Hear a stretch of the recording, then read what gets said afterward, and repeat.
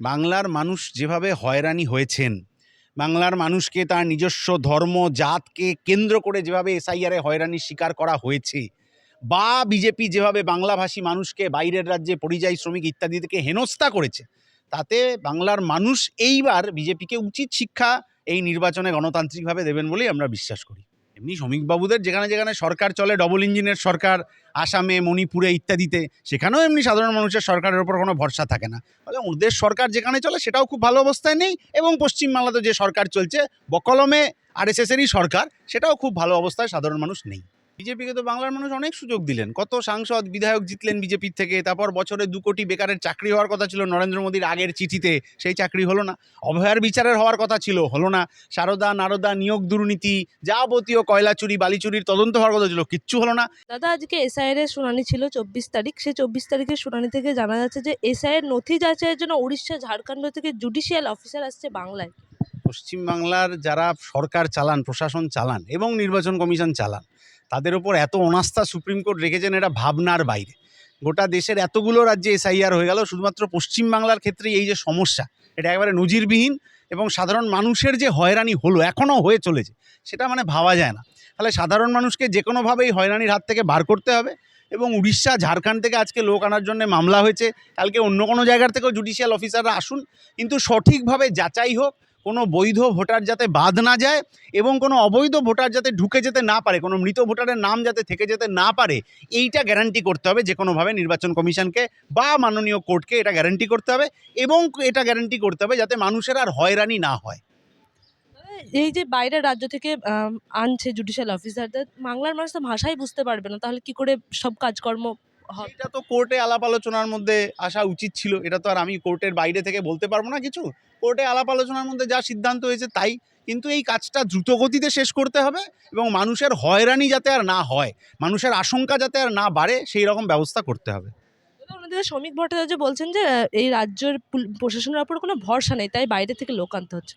এমনি শ্রমিকবাবুদের যেখানে যেখানে সরকার চলে, ডবল ইঞ্জিনের সরকার, আসামে, মণিপুরে ইত্যাদিতে, সেখানেও এমনি সাধারণ মানুষের সরকারের ওপর কোনো ভরসা থাকে না। মণিপুরে দীর্ঘদিন ধরে ডবল ইঞ্জিনের সরকারের আমলে রাষ্ট্রপতি শাসন চলছে। আসামে ডবল ইঞ্জিনের সরকার, মুখ্যমন্ত্রী বলছেন মিয়াদের ওপর আমি আক্রমণ করব, ওদের ভাড়া কম দেবো, ওদের বাংলাদেশ পাঠিয়ে দেবো।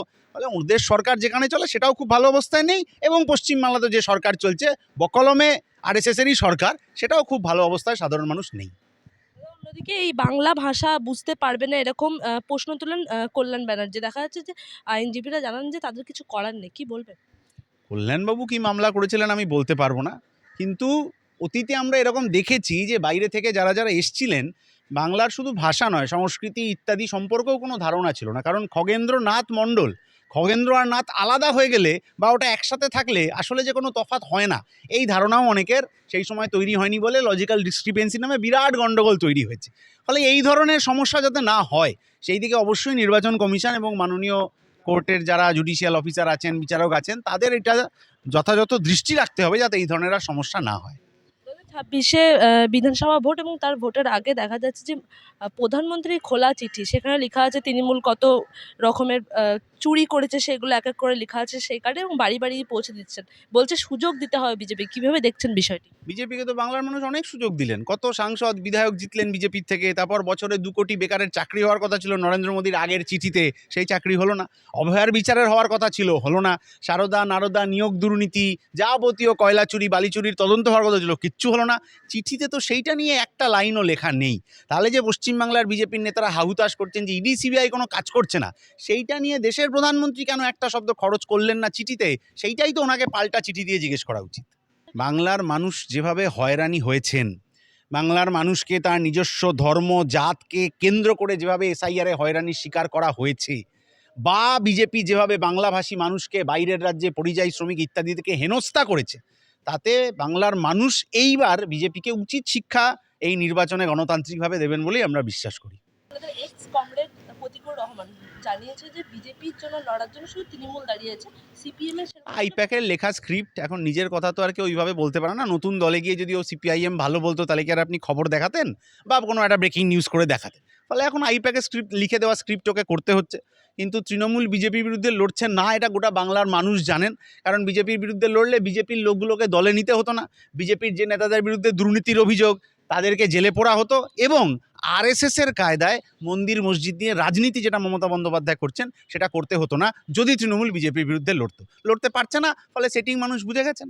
অবশ্যই ভালো ফলাফল হবে, অভাবনীয় ফলাফল হবে। তৃণমূল বিজেপি ভাবতে পারছে না এরকম ফলাফল হবে।